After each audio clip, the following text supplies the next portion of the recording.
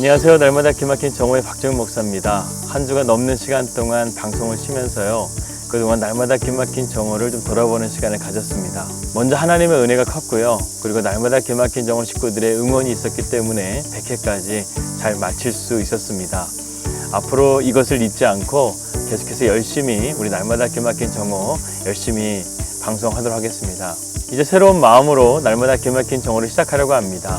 지금 전 세계적으로 코로나 바이러스 때문에 진통을 앓고 있죠. 날마다 기막힌 정오가 어려운 가운데 있는 여러분들에게 주님의 위로가 되기를 소망해 봅니다. 사랑하는 여러분, 너무나 보고 싶었습니다. 우리 힘든 시기이지만 주님의 말씀을 붙들고 믿음으로 승리하는 우리 날기정 식구들 되시기를 주님의 이름으로 기도합니다. 2020년 2월 26일 날마다 기막힌 정오 시작합니다.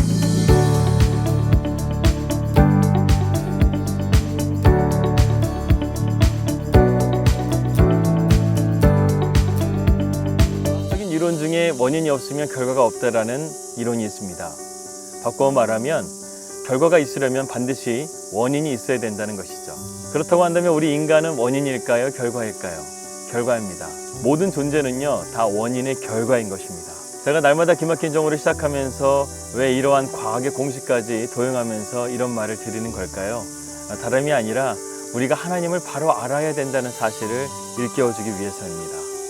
혼란의 시대입니다. 지금 전 세계적으로 코로나 바이러스에 의해서 진통을 앓고 있습니다. 그 여파가 뉴질랜드까지 느껴지는데요. 뉴질랜드의 국적기인 에어 뉴질랜드가 어제부터 한국으로 가는 항공편을 다 취소해버렸습니다. 그만큼 코로나 바이러스에 대한 두려움 때문인데요. 지금 한국은 오죽하겠습니까? 정말 대한민국과 한국교회를 생각하면 눈물이 납니다.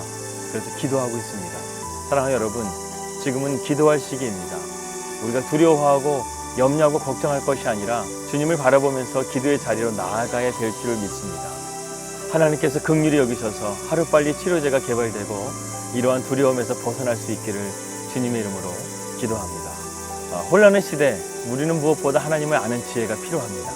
하나님을 알아갈 수 있는 지혜는요, 오직 인간에게만 하나님께서 주셨습니다. 그런데 변수가 생겼습니다. 우리 인간들도 하나님을 알 수 없게 된 것이죠.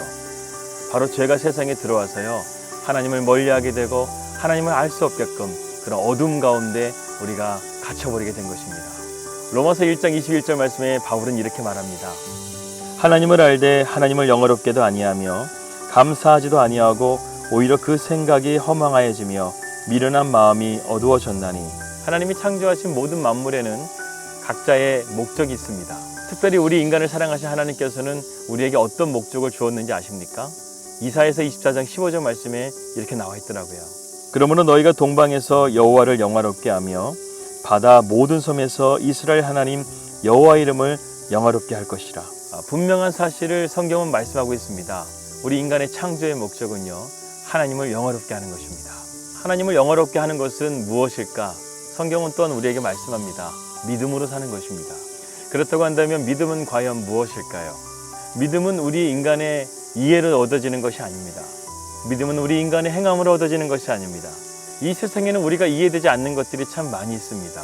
지금 전 세계적인 이슈가 되고 있는 코로나 바이러스만 보더라도요, 우리가 이해할 수 없고 그 해결 방안도 우리가 지금 아직 찾지 못하고 있는 상황 가운데 있습니다. 세상이 만약에 우리의 이해되는 대로 돌아갈 수 있다고 한다면 하나님이 필요 없을 것 같습니다. 그런데 우리가 이해할 수 없기 때문에 우리는 하나님이 반드시 필요한 것이죠. 믿음도 마찬가지입니다. 믿음은 우리의 이해로 얻어지는 것이 아니죠. 믿음은 오로지 믿음의 창을 통해서만 얻을 수 있는 것입니다. 그렇기 때문에 나는 믿음이 이해되지 않기 때문에 믿지 못하겠다.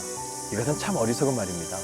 우리가 어디를 갈 때 그 목적지를 자세하게 모르면 내비게이션을 찍고 차를 출발을 합니다. 내 목적지를 찍고 그 내비게이션이 내 목적지까지 반드시 가게 해준다는 그 믿음은 어디에서 나오는 것입니까? 믿음의 창을 통해서 믿는 거 아니겠습니까?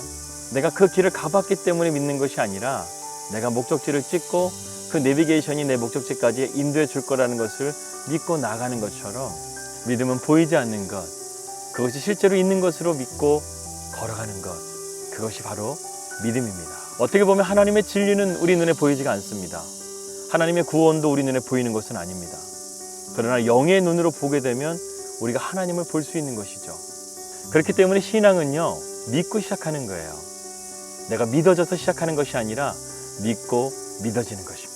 그렇다고 한다면 우리는 어떤 것을 믿어야 되는가? 우린 두 가지를 확실하게 믿어야 됩니다. 첫 번째로 하나님은 우리를 사랑하셔서 독생자 예수 그리스도를 통해서 우리를 구원하시고자 원하신다는 사실입니다. 그렇기 때문에 우리가 주의 이름으로 믿기만 하면 우리는 구원을 얻을 수 있는 귀한 복음의 길을 우리에게 열어주셨죠. 두 번째 진리는 무엇이냐면 하나님께서는 죄악된 이 세상을 반드시 심판하신다는 것입니다. 다가오실 재림의 주님은요, 심판자로서 오십니다. 이 세상의 죄악들을 가만히 내버려 두실 분이 아니세요. 그렇기 때문에 우리는 두렵고 떨림으로 우리의 구원을 믿음으로 지키며 나아가야 됩니다.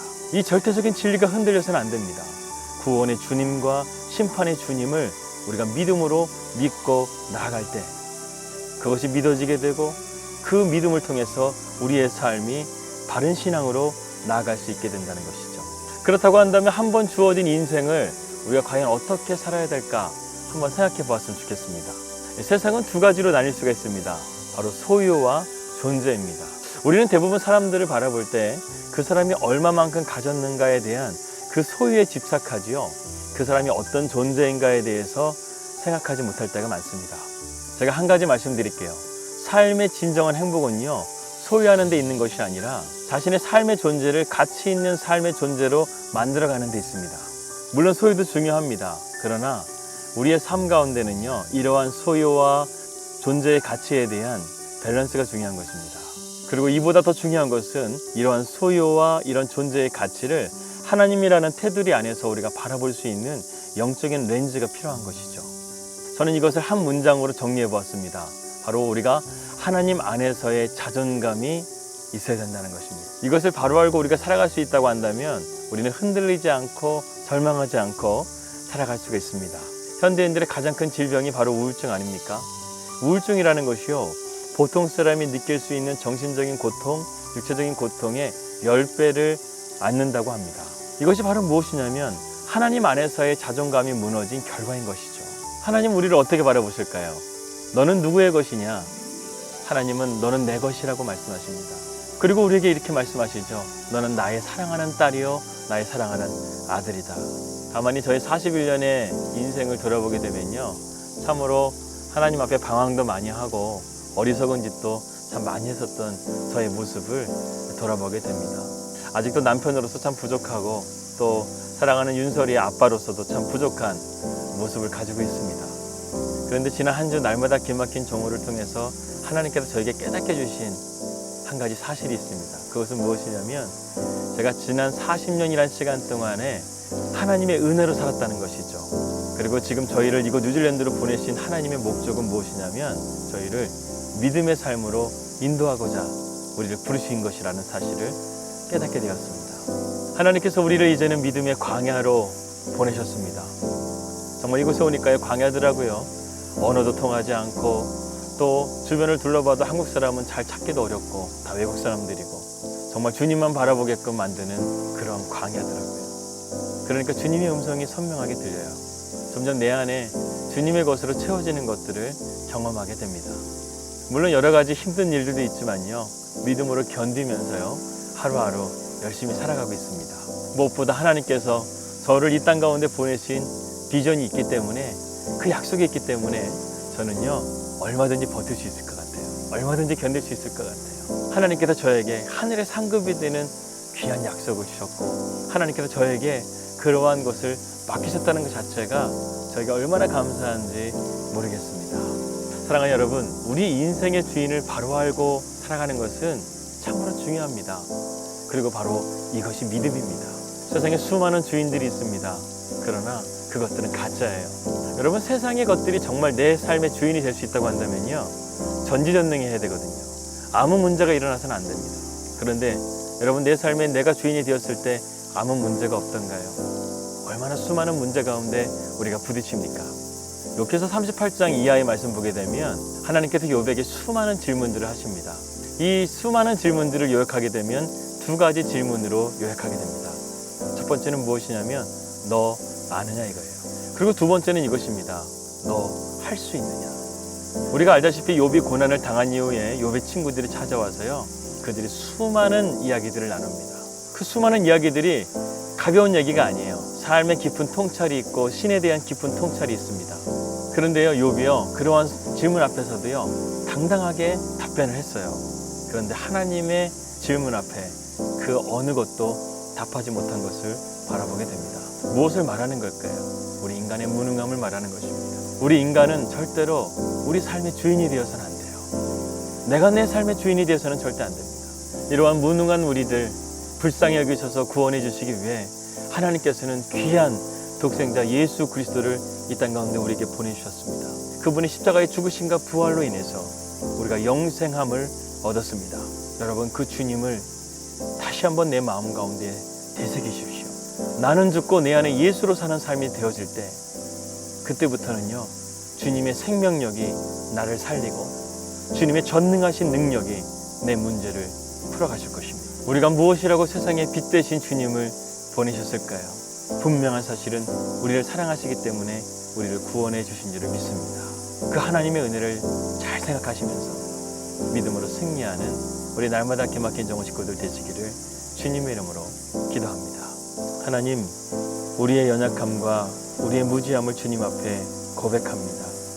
또한 우리가 교만해져서 하나님 내 삶의 주인이 나인 것처럼 살았던 우리의 죄를 회개합니다.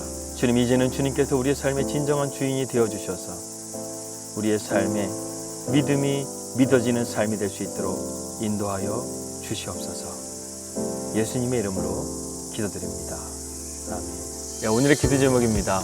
이곳 뉴질랜드 땅 가운데 성령의 새바람 불 수 있도록 기도해 주시고요. 그리고 저희가 이곳 뉴질랜드 땅 가운데 잘 안착하여서 하나님의 귀한 사명 잘 감당할 수 있도록 기도해 주시길 바라겠습니다. 그리고 세 번째로는 전 세계적으로 지금 진통을 앓고 있는 코로나 바이러스가 하루빨리 치료제가 개발되고 하루빨리 이러한 고통 가운데서 우리가 벗어날 수 있도록 하나님 앞에 모두 함께 기도했으면 좋겠습니다. 저도 우리 날마다 기막힌 정원 식구들을 위해서 늘 기도합니다. 평안한 하루 되시고요. 저는 내일 뵙도록 하겠습니다. 우리 믿음으로 승리합시다. 할렐루야.